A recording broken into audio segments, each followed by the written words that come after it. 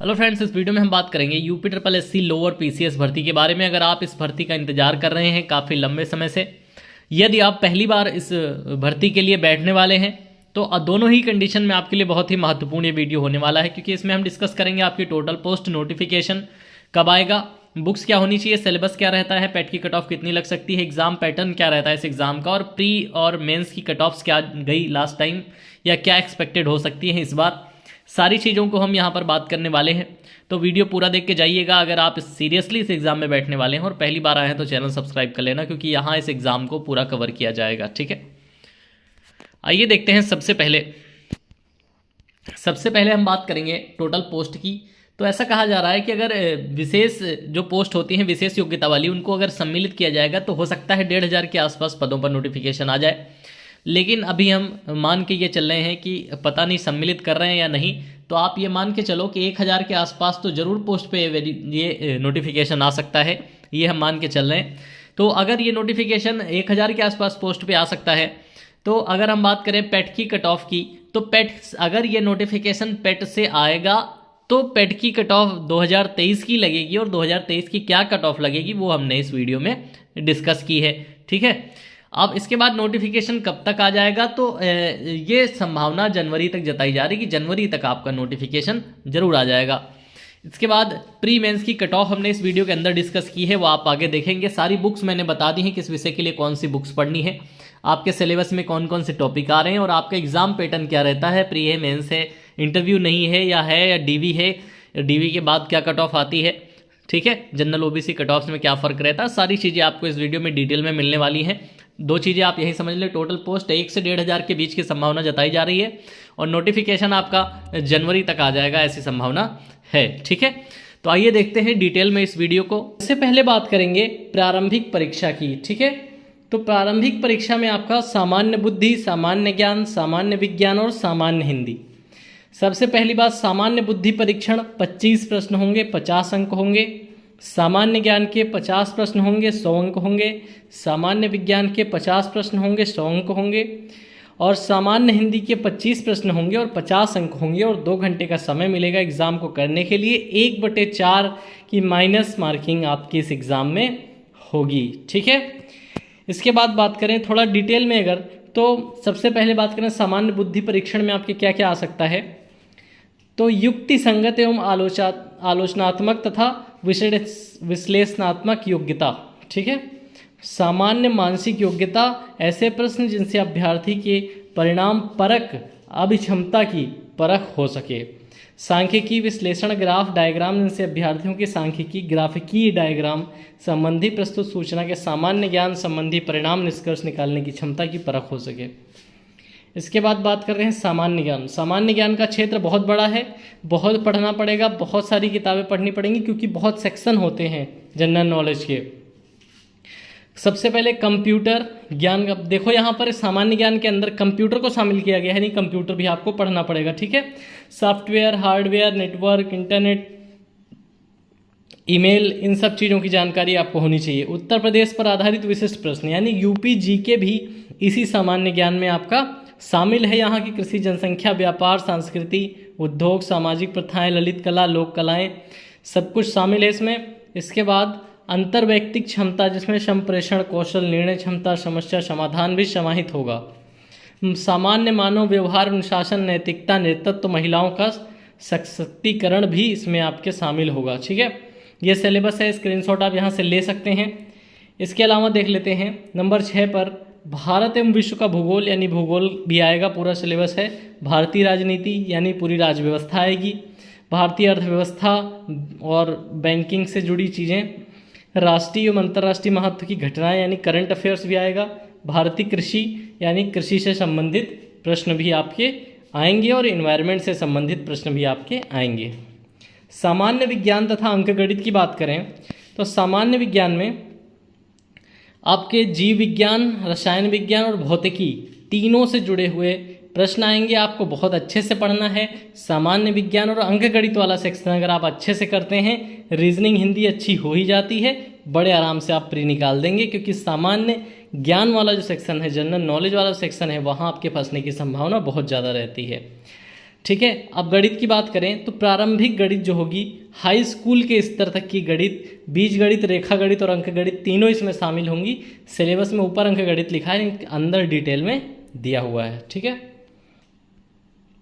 इसके बाद देख लेते हैं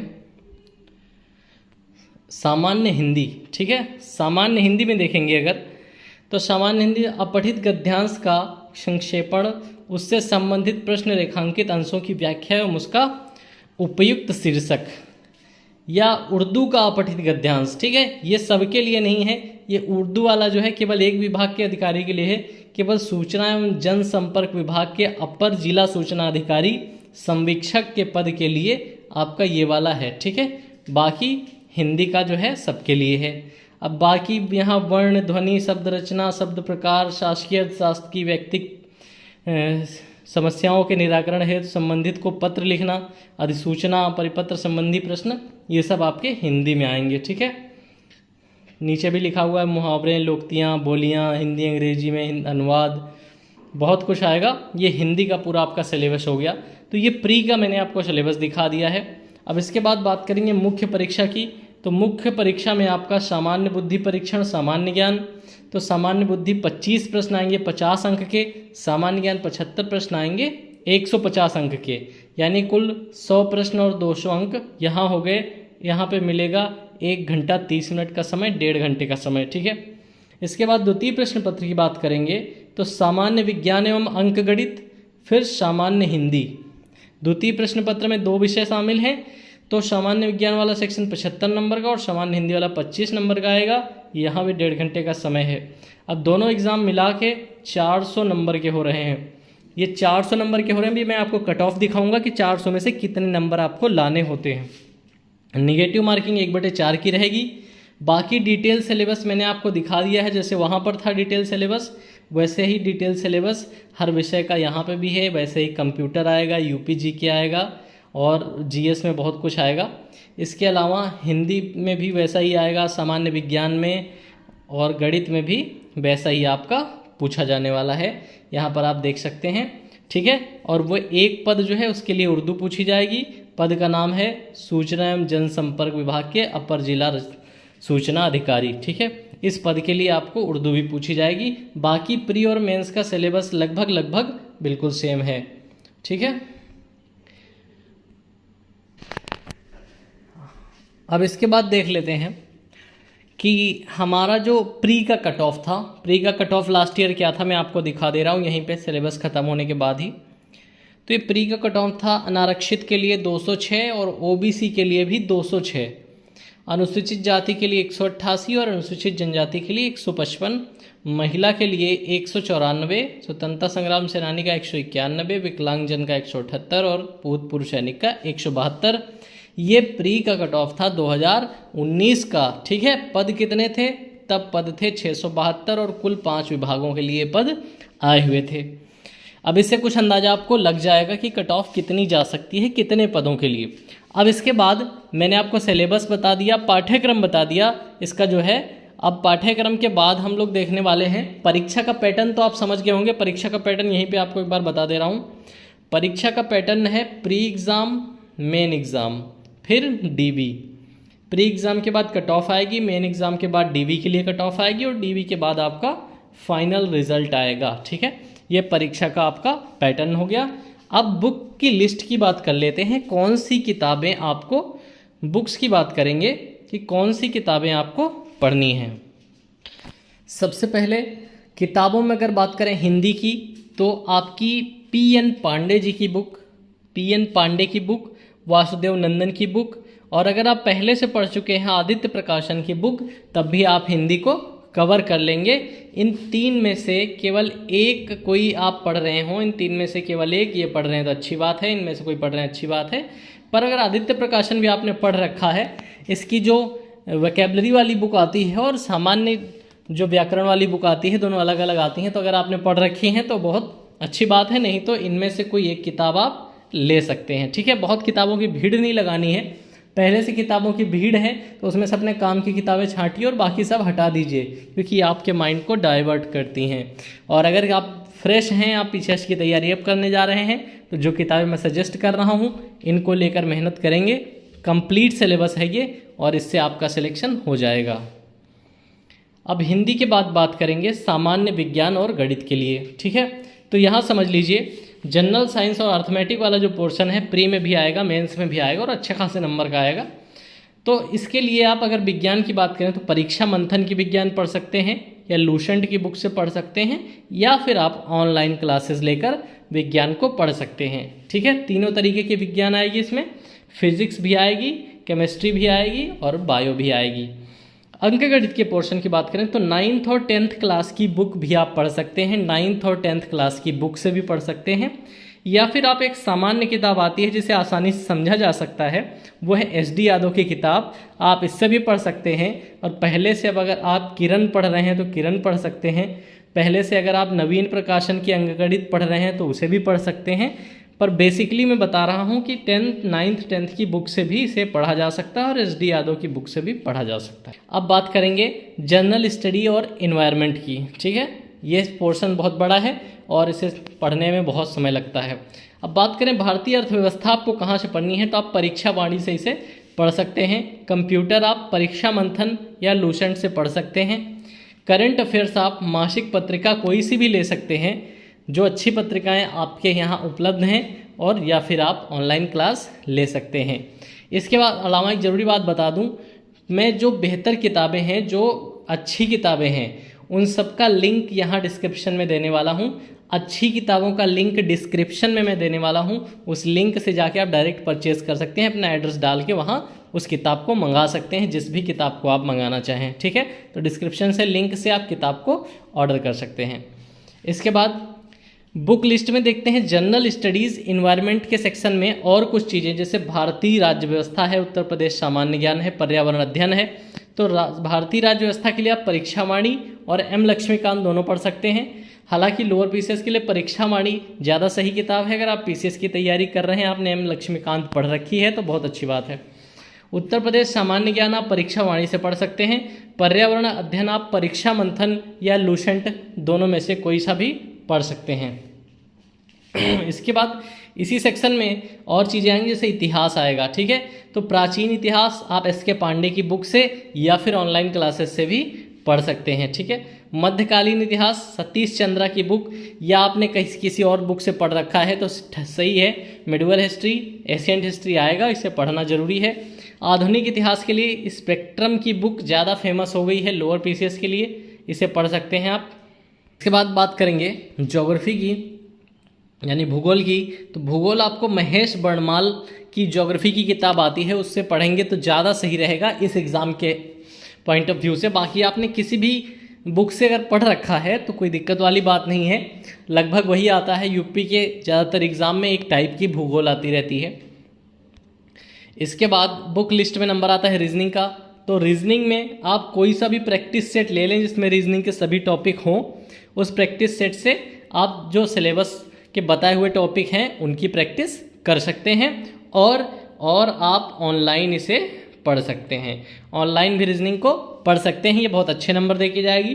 25 क्वेश्चन में से आप इसके आसानी से 20 क्वेश्चन प्लस कर देंगे, यहीं से आपका स्कोर बनता है प्री निकालने के लिए। और मेंस में भी रीजनिंग आती है, तो मेंस के लिए आप भी इसकी मेहनत कर सकते हैं।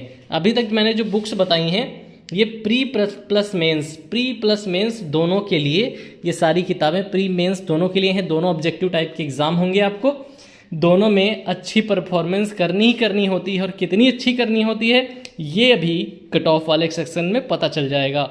आइए देखते हैं पेट की क्या कट ऑफ रह सकती है इस बार कि आपको लोअर पीसीएस में एग्ज़ाम देने के लिए बुलाया जाए। तो पेट की जो कट ऑफ मेरे हिसाब से लगने वाली है वो है जनरल के लिए 90 परसेंटाइल, ठीक है। 90 परसेंटाइल से ऊपर जो जनरल वाले हैं उन्हें शॉर्टलिस्ट किया जा सकता है। ओबीसी के लिए 85, एससी के लिए 75, एसटी के लिए 55, फीमेल के लिए 85, और एक्स सर्विसमैन के लिए 45 और अदर के लिए 40। ये हो सकता है इस बार पेट का जो शॉर्टलिस्ट करने वाला परसेंटाइल होगा आपको लोअर पीसीएस के लिए। अब यहाँ पे एक टेक्निकल बात ये बनती है कि पेट जो है प्री एग्ज़ाम है, ठीक है, और इसके बाद बाकी सारे एग्ज़ाम मेंस हुए हैं अभी तक, लेखपाल वीडियो या जो भी एग्ज़ाम कराए गए हैं, डायरेक्ट मुख्य परीक्षा कराई गई है। लेकिन लोअर पीसीएस में क्या होगा इस बार, जैसे ये प्री है, अब इसके बाद शॉर्ट लिस्ट करेंगे तो प्री के लिए करेंगे, इसके बाद शॉर्ट लिस्ट करेंगे तो मेंस के लिए करेंगे। ये एक टेक्निकल चीज़ बन रही है। अभी यूपी इसके बारे में क्या प्रावधान करता है वो हमें नहीं पता है, लेकिन फिलहाल जो फॉर्मेट चल रहा है लोअर पीसीएस का, उस हिसाब से मैंने आपको कट ऑफ और सिलेबस समझा दिया है। आइए देखते हैं पिछली बार जो मेंस की कट ऑफ आई थी, उसके बाद डीवी हुआ, और डीवी के बाद जो फाइनल कट ऑफ आई अलग अलग डिपार्टमेंट की, वो एक बार मैं आपको दिखा देता हूँ। तो ये वो कट ऑफ है जो मेंस के कट ऑफ मानी जाती है। मेंस की कट ऑफ आई थी डीवी के लिए, तो अनारक्षित की कट ऑफ लगी थी 299, अनुसूचित जाति 277, अनुसूचित जनजाति 253 और अन्य पिछड़ा वर्ग ओबीसी और जनरल की कट ऑफ दोनों की 299 लगी थी, ठीक है।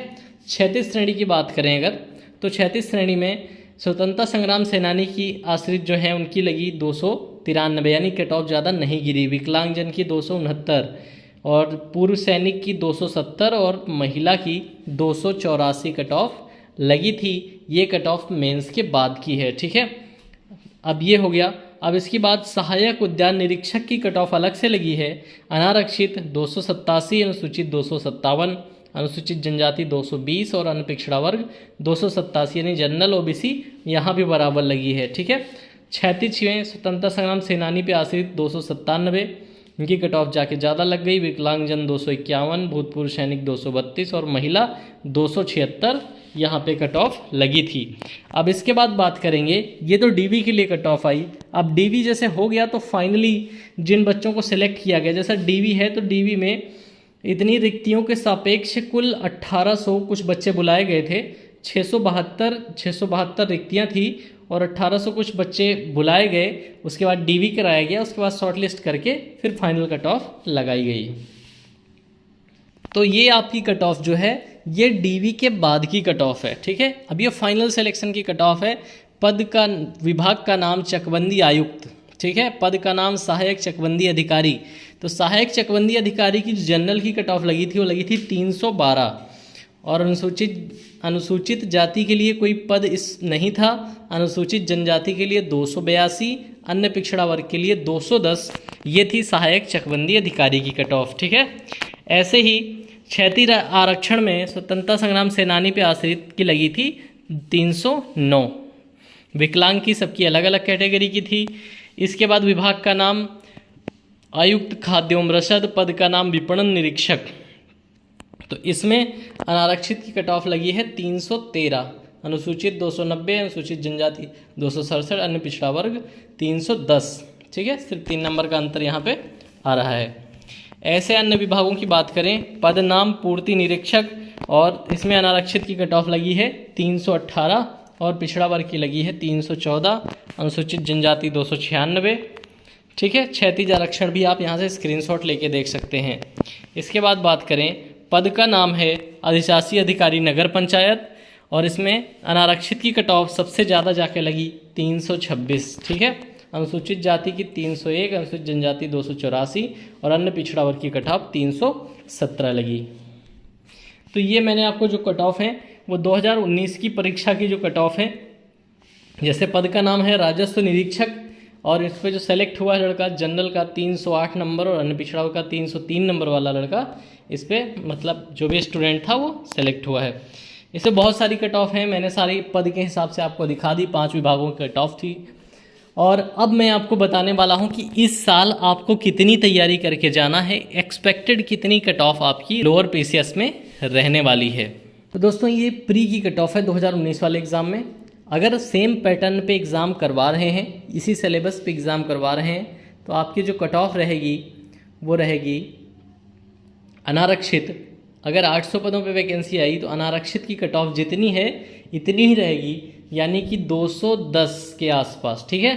अनारक्षित 210 रहेगी तो ओबीसी की भी 210 और 208 के बीच रहेगी। बाकी सबकी कट ऑफ 190, 160 ऐसे करके एससी एसटी और फीमेल की कट ऑफ जो है फीमेल की कट ऑफ 200 नंबर के आसपास रहने वाली है। हालांकि इस बार एक और नई कैटेगरी शामिल होगी EWS। तो EWS का देखना है कि कितने पद आते हैं, उस हिसाब से EWS की जो कट ऑफ रहेगी वो OBC कट ऑफ के बराबर जा सकती है। ठीक है, फाइनली आपको तैयारी कितनी करनी है, 210। अगर पद 600 से ऊपर आते हैं तो आपको 210 नंबर प्री के लिए तैयार करके चलना है, और मेंस के लिए आपको 310 से 320 नंबर की तैयारी जनरल कैटेगरी में करनी है, और जनरल OBC में लगभग एक जैसी तैयारी करनी है।